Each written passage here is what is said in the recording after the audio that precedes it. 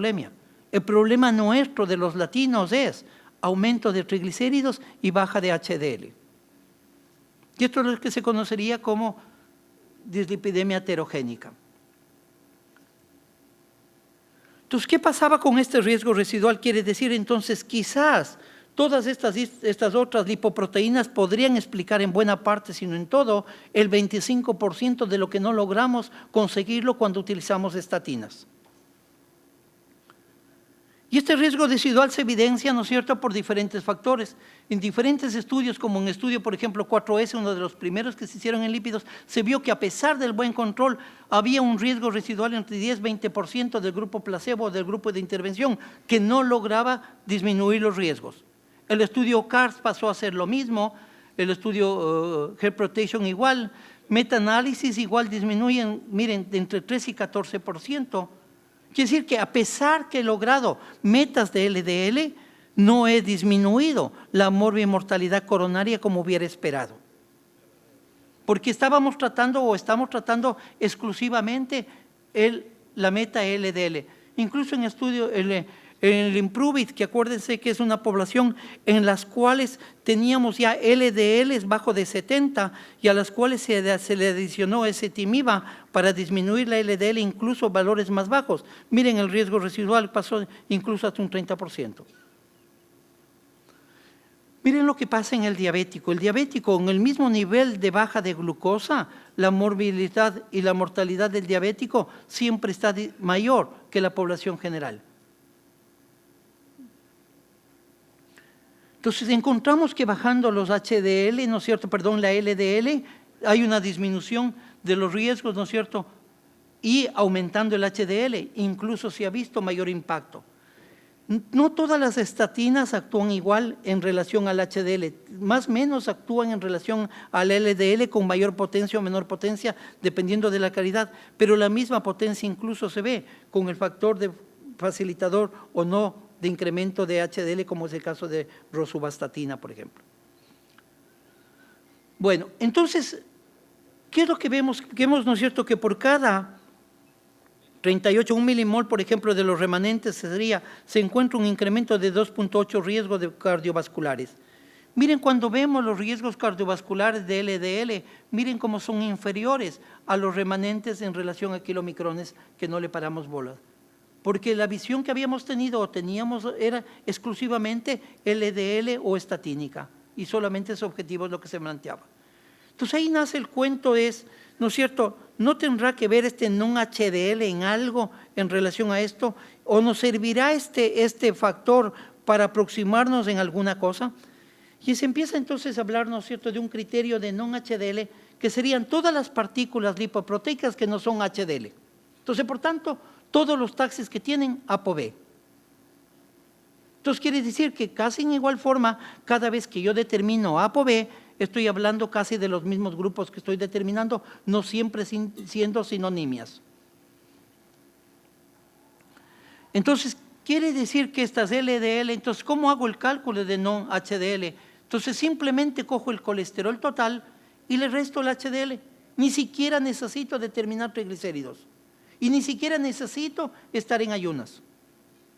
Entonces, a cualquier momento del día, yo puedo pedir a mi paciente que se haga una determinación de lípidos y con el simple colesterol total y el HDL, puedo tener ya esta fracción, que es el non-HDL, que serían todos los implicados en la fiesta. Decíamos, no actúa con el asunto comida. En este momento incluso se plantea que la determinación de lípidos ni siquiera requiere hacerse ya en ayunas como se planteaba durante años. Los colesteroles principalmente no tienen ningún factor, los triglicéridos pueden variar en unos 20-30 miligramos en relación a las ingestas postprandiales, pero si estoy haciendo un screening y valoración, la lipemia postprandial tiene tanto más importancia que la valoración en ayunas. Si yo encontré un paciente que tiene hipertrigliceridemia postprandial, a ese sí le repetiría en ayunas para reconfirmar si tiene o no una hipertrigliceridemia, más que todo de tipo primaria. Pero ya no necesitamos tener al individuo en ayunas para tener nosotros una aproximación de su metabolismo lipídico. Entonces, ¿qué pasa con esto? Entonces, ¿el HDL puede predecir enfermedades cardiovasculares, sí o no? Miren el estudio Strong. ¿Qué es lo que se observó? Miren, el non-HDL tiene más importancia que el LDL, triglicéridos y otros. Mire, mortalidad entre non-HDL y LDL. En el estudio LRC, ¿no es cierto? Miren qué es lo que vemos. Personas que no tenían HDL, tienen no HDL menos de 60 versus 120, miren el riesgo de 2.14. Si yo tengo un HDL sobre 220, tengo un riesgo 2 veces mayor de tener enfermedades cardiovasculares. Miren el LDL de 130 contra 190. Tiene menos importancia que el HDL. Miren cuando vemos en el mismo estudio, estos son el aporte que da la determinación de HDL en los quintiles más altos en relación con LDL. Framingham, en igual forma, miren lo que sucede. Estudios de metaanálisis reconfirman en igual forma. Miren, aquí es lo que se hace una aproximación, se hacen dos cosas, se cogen los dos factores, LDL y non-HDL, y se pone LDL normal, o sea, menos de 100, pero no HDL más de 130. Después vamos a ver por qué se le pone 30 más sobre el LDL. Y miren, en este grupo el riesgo es 1.32. Cuando tengo el LDL alto y el non-HDL normal, el riesgo es solamente de 1.0. Entonces, querría decir que quizás más impacto tiene el non-HDL que el LDL. Cuando vemos en estudios, por ejemplo, este es un estudio europeo de cáncer, el EPI-Norfolk, que se ha hecho un sinnúmero de variables en relación por los muchos datos que ellos poseen. Miren en los multivariables, 1.22 con 1.26 son similares, pero miren cuando se pone el quintil más alto, de 1.26 suben a 1.6 en ambos, tanto como LDL como HDL. Igual sucede en diferentes estudios, hay estudios igual hechos en poblaciones, por ejemplo, miren, población brasileña en incrementos de dureza arterial. Entonces, ¿qué es lo que vemos? Vemos que hay un sinnúmero de datos que a veces no le pasamos bola y la mayoría principalmente son de estudios principalmente de áreas europeas en relación a esto. Miren, entonces, ¿qué se pone? El uso de no-HDL, el tratamiento para las metas, son quizás mejores que la misma utilización que el LDL. Veamos si es cierto. ¿Qué sucede en cambio como objetivo de tratamiento? Acuérdense en que cuando durante años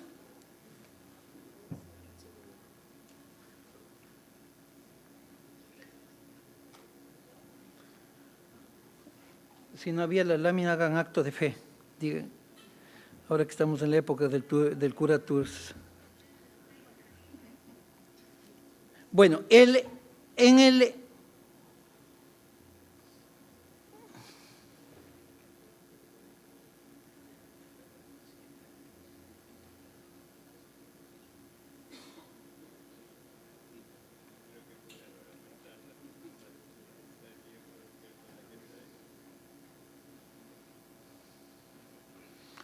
Bueno, entonces veíamos que hay un sinnúmero de estudios y un sinnúmero de metaanálisis que se han hecho en relación a esto, en las cuales se ve que la simple determinación de una fórmula, que son de dos factores, que son colesterol menos HDL, tiene tanto mayor importancia que la determinación de LDL. Ahora, ¿qué es lo que se ha recomendado en relación al HDL?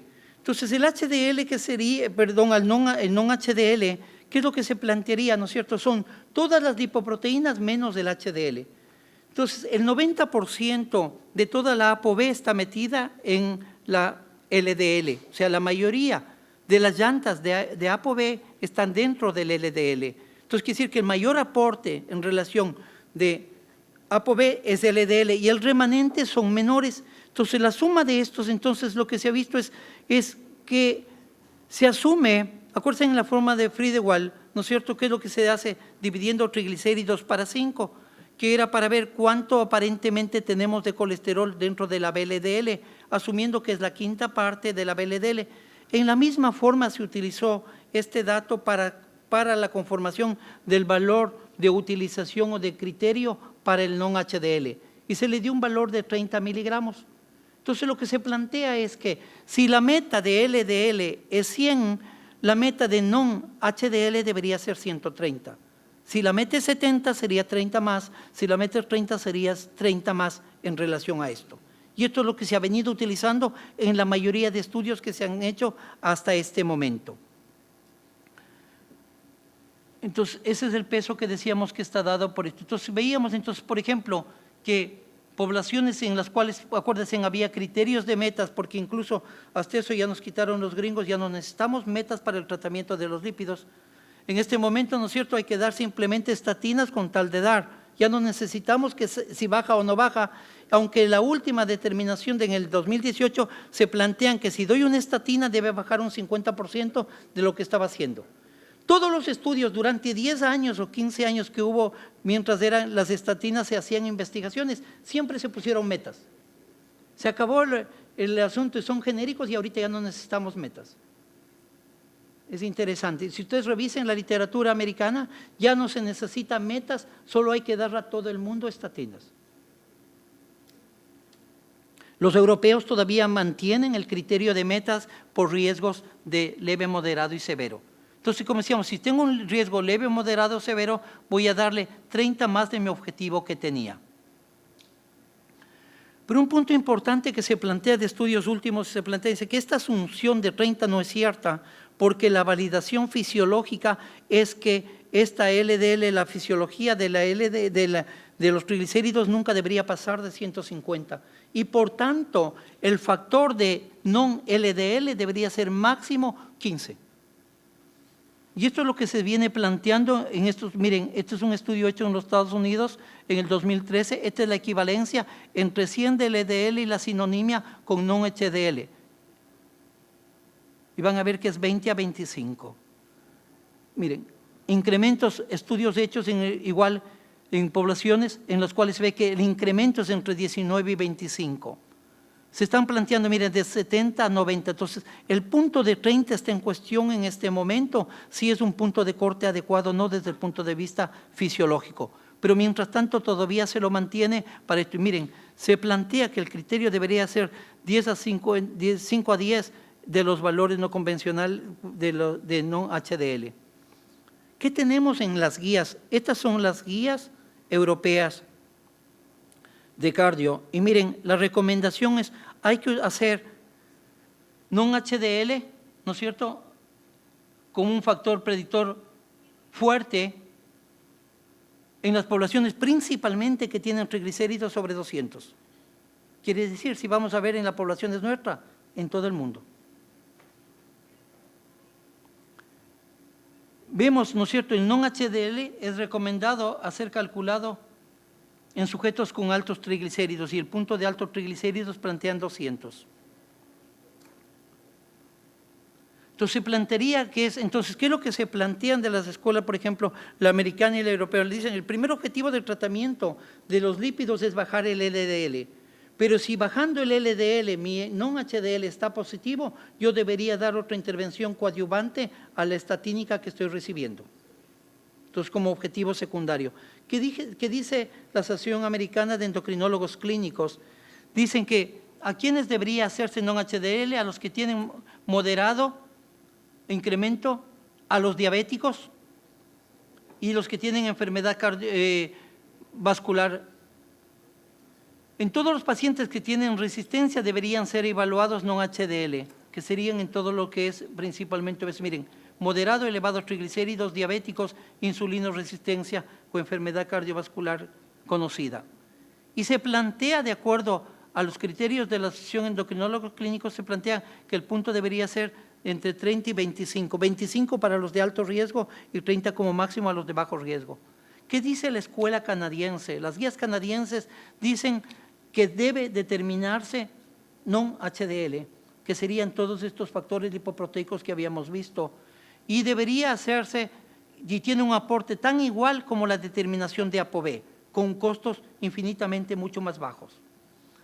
¿Qué es la recomendación? Dice de ellos, nosotros recomendamos que non-HDL y apoyo deberían ser continuos considerados como alternativa de HDL para evaluar el riesgo. Pero lo que es más interesante que dice las recomendaciones NICE de los ingleses, en los ingleses no se utiliza LDL para valoración de lípidos. Los ingleses plantean que para valorar lípidos se necesita hacer colesterol y HDL para estimar el riesgo cardiovascular. Cuando quieren reconfirmar, plantean hacer triglicéridos, pero las recomendaciones de ellos en este momento es que todo el mundo en Inglaterra debería utilizarse el non-HDL como criterio de la valoración diagnóstica lipídica y de criterio de impacto incluso de terapéutico. Las guías sí se recomiendan el uso de non-HDL antes que el LDL, cuando se mida y se monitoree los niveles de lípidos y no se requiere ayunas.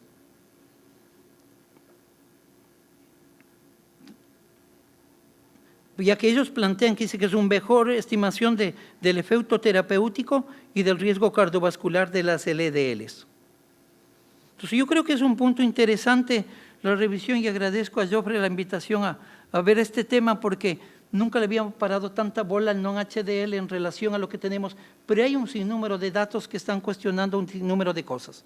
Simplemente para terminar, quiero ver en 5 minutos parte de la charla que iba a dar Patricio López en la siguiente no es que la charla necesitaba solo 5 minutos de Patricio López, pero yo voy a tomarme los 5 minutos.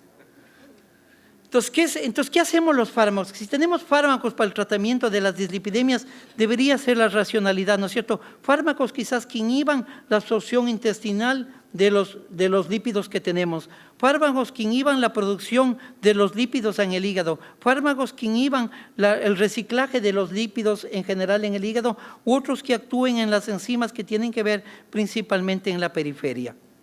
Entonces, ¿no es cierto? Una de las láminas que conocemos, el asunto de las estatinas. Siempre nos hemos planteado, ¿no es cierto?, ¿qué son las estatinas? ¿No es cierto?